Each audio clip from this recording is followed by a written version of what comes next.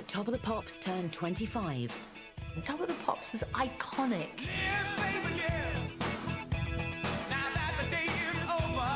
Pop was rejuvenated. We did kind of cause mayhem. We worked really hard at it. We were a double act. They loved us. But it wasn't all good, clean fun. Electronic music and DJ culture was really kicking off. Acids 303, 808, 909, house, dance, ecstasy.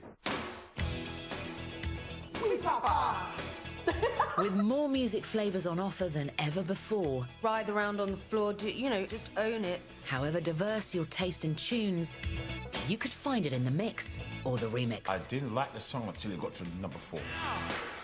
And the BBC's magnificent mothership played out the soundtrack of 1988.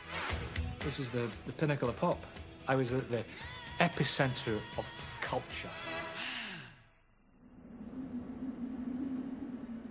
Oh, God. I still can't watch it. Love, baby, love! Each band that turned up on the show would have to re-record. This was all MU rules, Musicians Union rules. They'd have to re-record their single so it could be used on the show. But ultimately, in 6 hours, you probably couldn't reproduce what you'd taken 4 months to do in the studio.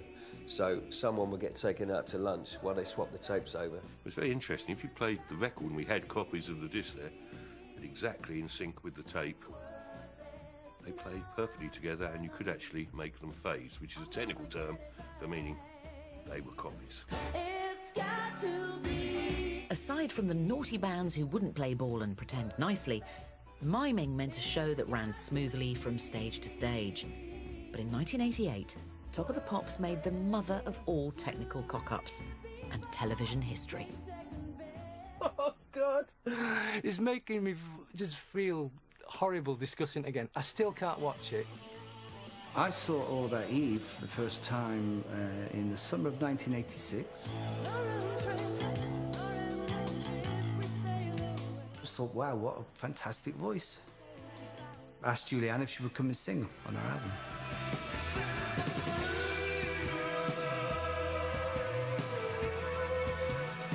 And that was the start of it. Then they took us on tour. And of course, the Mission's fan base attached themselves to All About Eve. And Simon and I produced a single for them. And then lo and behold, they had a bigger hit than we did. You are an ocean wave, my love, crashing at the bow. I am a galley slave, my There's a few things in music you want. You want to make good music. Outside of that, you want people to like it. I wanted a gold disc, and I wanted to be on Top of the Pops, and we were invited on to play it, and it was like, wow, okay, contact the whole family, get your video player ready. Hello, how you doing? Welcome to Top of the Pops. We were in the rehearsal studio down near Brighton, actually, at the time, and it was like, oh, All About Eve are going to be on Top of the Pops. It was like, yeah, great. We all had a little bit of a smoke, so we were all a little bit stoned. Julianne Reagan has got a beautiful voice, and she is part of All About Eve. They're at 22, aren't they? Martha Harbour! Yeah!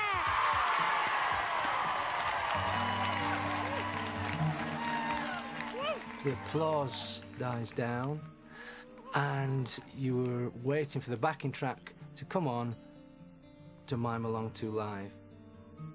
The backing track never came on.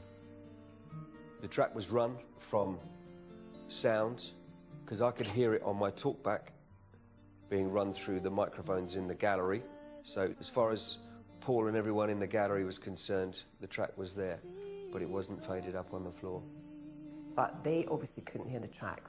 And Paul, in a very calm voice, said, what is going on to sound next door? At which point I'd have looked on meters. It's okay leaving me, which is the classic get out for any technician.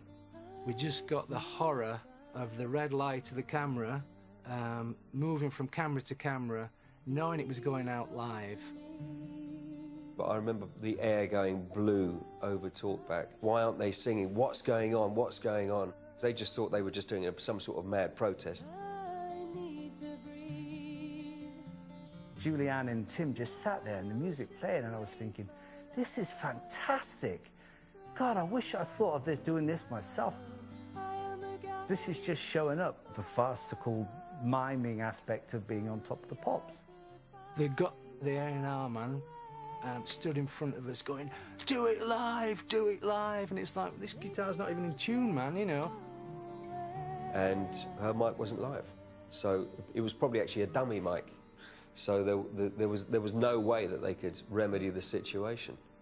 And eventually the track lurched in. Somebody pressed the button.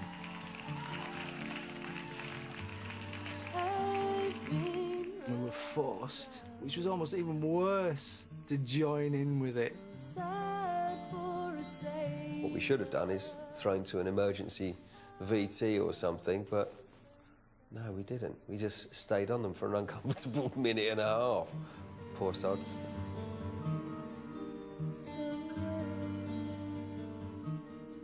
Julianne was understandably just beside herself.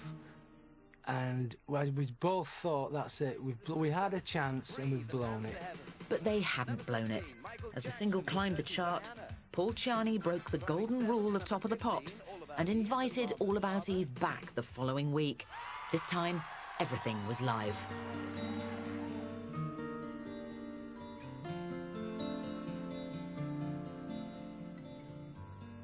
I sit by the harbour. The sea calls to me. We wanted to kind of vindicate ourselves, really. This is what we actually are. Now make your mind up. You are an ocean wave, my love, crashing at the bow. Julianne's got such a voice. She can do that. Most of us, you know, are better off miming, you know, for sure. Find out the way to sail you. Maybe I'll just away. Went into the top 10.